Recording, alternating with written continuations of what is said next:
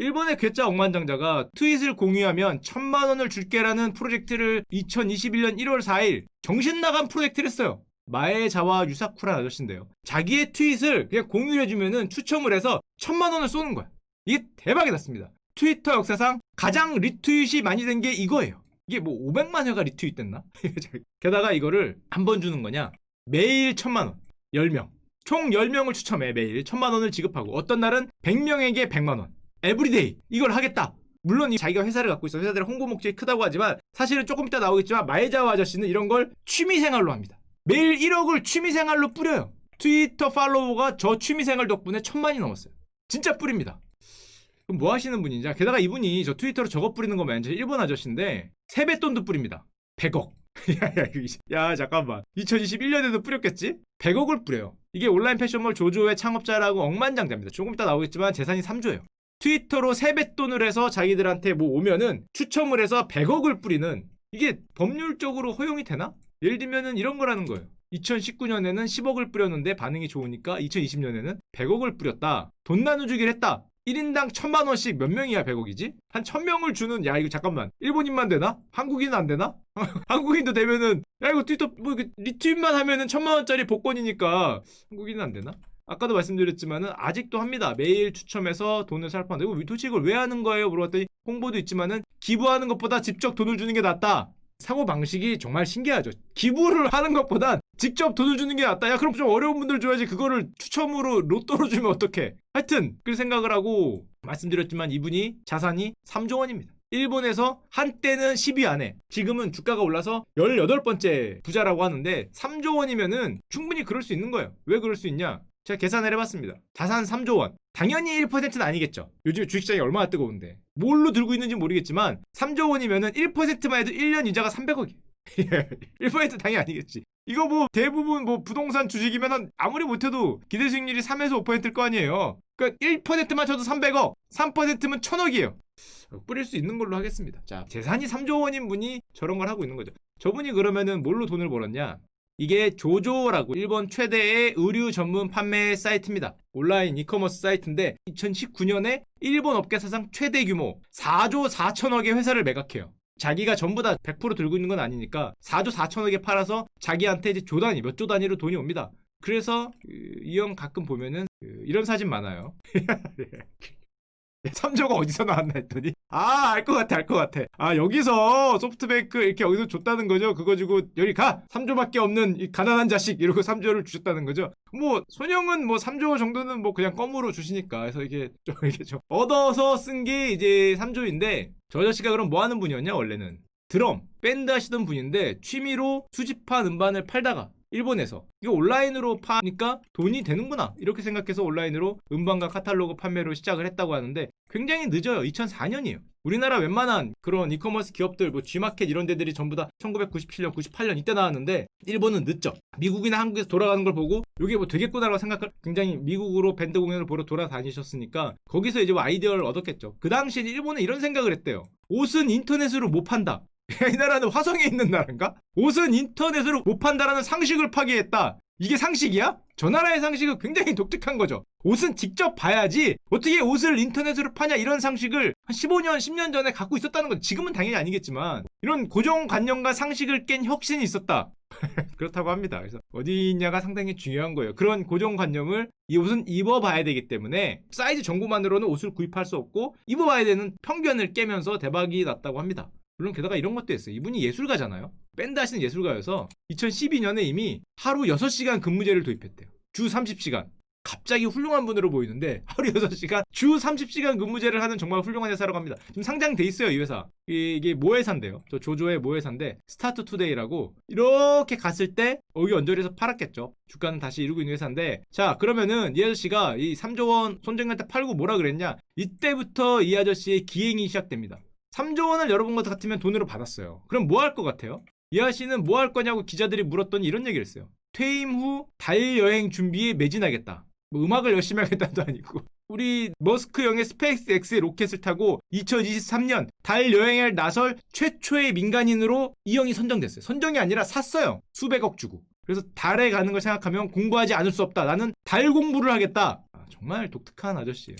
10명을 데리고 갈 수 있는 탑승권을 샀다 그러니까 이게 한 장에 수십억이야. 그러면 10명이면 수백억을 주고 3조면 수백억은 껌이지. 한 1년치 이자 정도를 주고 달 여행 탑승권을 샀다 그럽니다. 그래서 이 형 트위터에 가면 가끔 이런 거 올라와요. 수백억 내고 머스크 형 무등 탄 거죠. 1호 손님입니다. 1호 손님. 자, 게다가 이 아저씨가 정말 기인인 게 이런 거 올렸어요. 달 여행을 함께할 파트너를 모집한다. 10명이니까. 그래, 그럴 수 있다. 근데 좀 말이 이상한 게 인생 파트너를 모아. 야, 이거 내가 생각하는 그거 파트너인가? 이게 잠깐만 인생 파트너면 제가 검색을 조금 더 해봤더니 그 맞는 것 같습니다. 특별한 여성을 찾는 짝짝히 이벤트, 국가 단위 이벤트. 특별한 여성과 함께하고 싶다. 외롭고 공허한 감정이 서서히 밀려오면서 한 가지를 생각하게 됐다. 한 여성만을 계속 사랑하는 것. 제가 조금 이따가 이 아저씨의 그 행적을 보여드릴 텐데 정말 양심 없는 말이라 할 수 있어요. 왜냐하면은 당시 여자친구인 고리키 아야메라는 일본 배우가 있었거든요. 결별하자마자 요거를 이제 인생의 파트너라고 달에 같이 가자고 미래의 파트너와 우주 공간에서 사랑과 세계 평화를 외치고 싶다.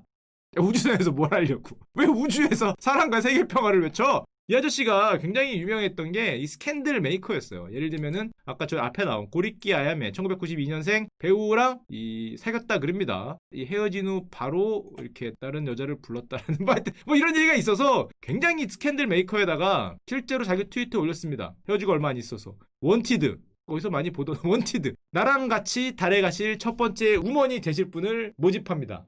Fly to the moon 노래 부르면서 가는 거죠. 나랑 같이. 뭐 저것도 아니고 원티드를 갑자기. 자, 그러면서 실제로 상세하게 했어요. 국가 단위 이벤트였습니다. 웹사이트 응모절차 조건에서 상세하게 게재했고요. 20세 이상 미혼이어야 되고 매사 긍정적이면서 우주 여행에 관심이 있어야 됩니다. 신청 마감일은 작년이었어요. 2020년 1월 17일이고요. 최종 결정은 3월 말에 났는데 그럼 이게 어떻게 됐냐? 잘 됐을 것 같아요? 안 됐을 것 같아요?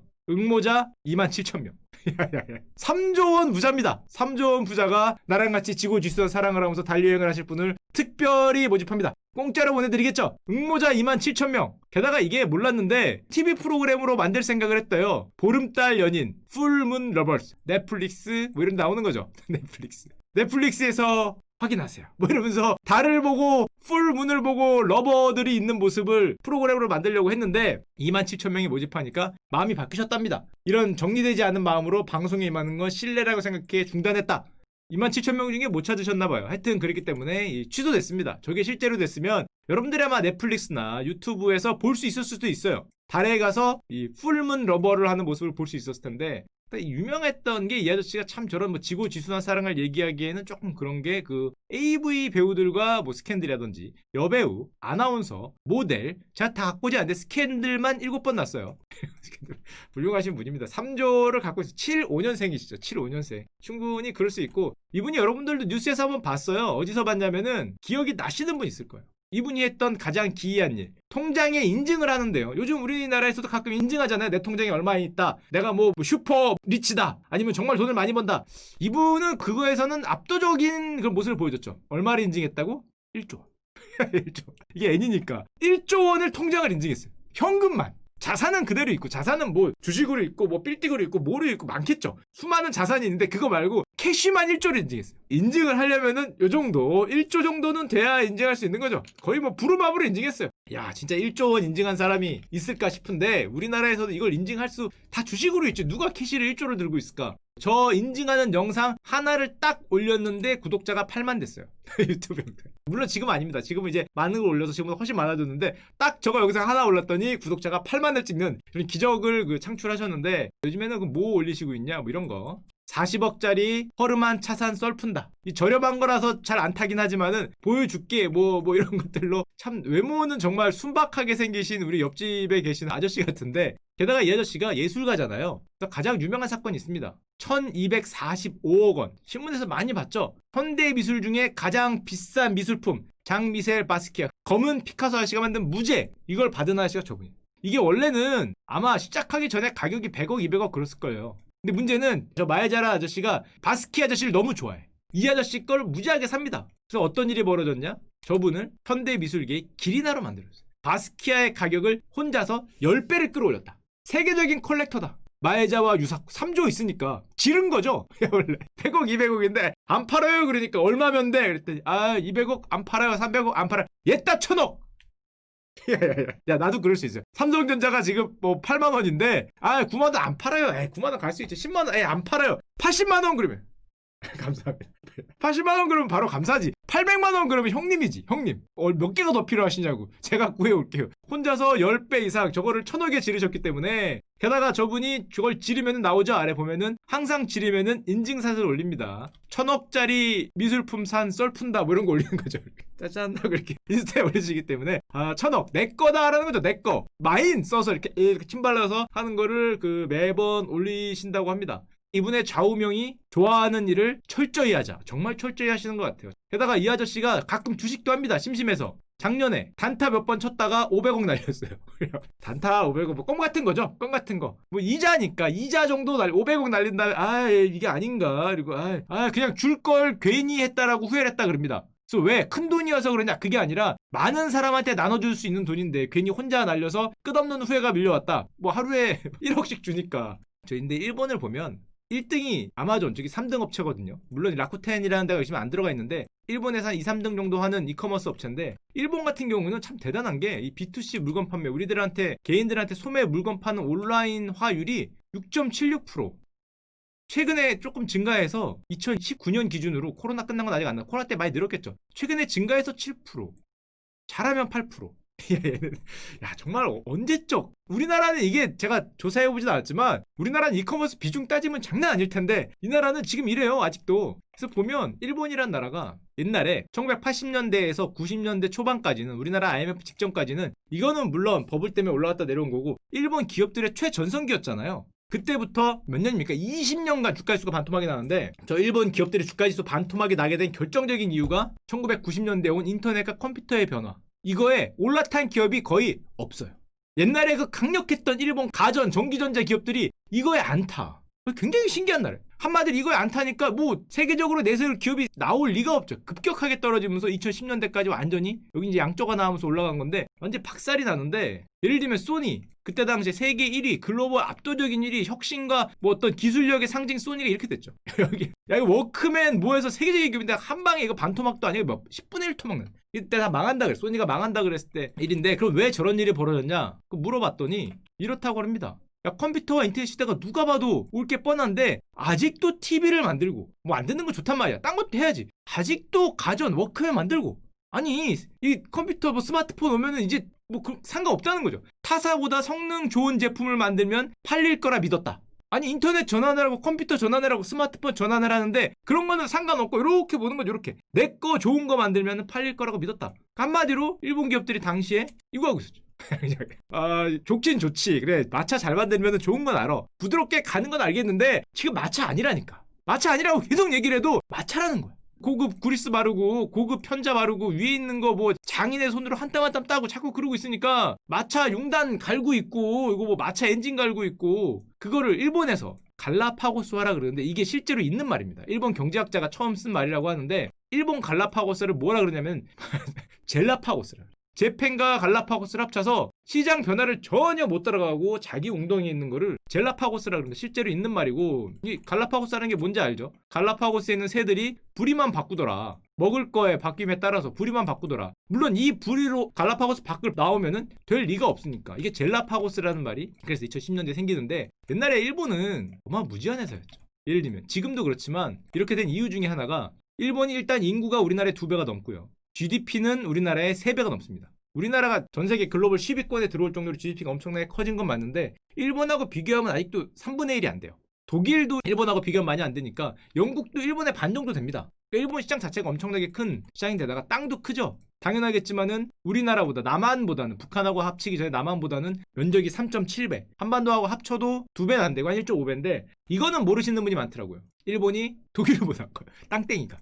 독일보다 크기 때문에 내수가 훨씬 크죠. 그래서 갈라파고스라 그러면은, 젤라파고스라 그러면 여러분들이 안 좋게 생각하는데 일본 기업들은 행복한 거예요. 왜냐하면은 그 다른 이름을 뭐라 그러냐면 파라다이스 쇠국으로 불려요. 실제 있는 말이에요. 2010년도에 나왔던 말이야. 뭐냐? 문을 닫고 안에 있으니까 너무 행복해. 여기는 파라다이스야. 밖에서 보는 우리들은 저런 모지리 같은 기업이 다 있냐고. 갈라파고스에서 뭐 하냐고. 딴 거 해? 그러면 아니라는 거죠. 등 따스하고 좋다는 거야. 아니, 여기 따끈따끈한 물 나오고 내수 봤잖아요. 아까 전에. 우리나라에 3배이고 독일보다 큰 내수가 있으니까 여기다만 팔아도 이렇게 따끈따끈한데 그 뭐 하려고 그 밖에 나가서 뭐 무슨 뭐 파도를 해치고 뭐 삼성전자 같은 애하고 따귀 때리고 싸우고 뭐 MS하고 뭐하고 하지 말고 문 닫고 파라다이스 쇠국으로 만들면은 따뜻하더라. 게다가 일본 사람들은 세계 표준 이런 거에 또 관심도 없는 게 제가 굉장히 많은 게 얘네들만의 표준들이 되게 많아요. 요즘 다 날아가고 있지만. 뭐 예를 들면 뭐 통신도 그렇고 디스플레이도 그렇고 자기들만의 표준을 만들어서 거기서 만드니까 일본 같은 경우에 독자적인 상품 진화 현상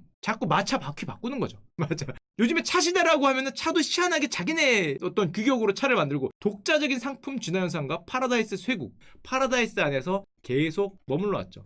내수가 워낙 크니까. 잘라파고스의 이제 주범 경제라 그러는데 벌써 2012년에 이런 말이 나왔어요. 일본이 저렇게 안 가고 있으니까 한국은 너크래커, 한국이 쟤네를 앞설 수 있는 기회가 될 수 있다. 쟤들이 저러고 있으니까 라는 게 이미 2010년도 2000년 초반에부터 나온 말인데 지금 사실은 그게 어느 정도죠. 경제 규모에서는 많이 따라왔죠. 그래도 물론 아직도 마차 바퀴 만드는 기술이나 마차 바퀴의 그 나무의 소재, 그 마차 껍데기에 씌우는 그런 어떤 기술 이런 것들은 세계 최고예요. 게다가 그런 것들이 활용이 되잖아. 그게 자동차 껍데기 소재로 가고 자동차 바퀴 소재로 가기 때문에 핵심 부품 소재 이런 것들은 장인정신이니까 한 땀 한 땀 만들고 장인정신 수십 년간 만들어온 그 기술력은 따라오지 못하는데 자꾸 엉뚱한 걸 만들고 있고 그래서 이 결과가 어떻게 됐냐.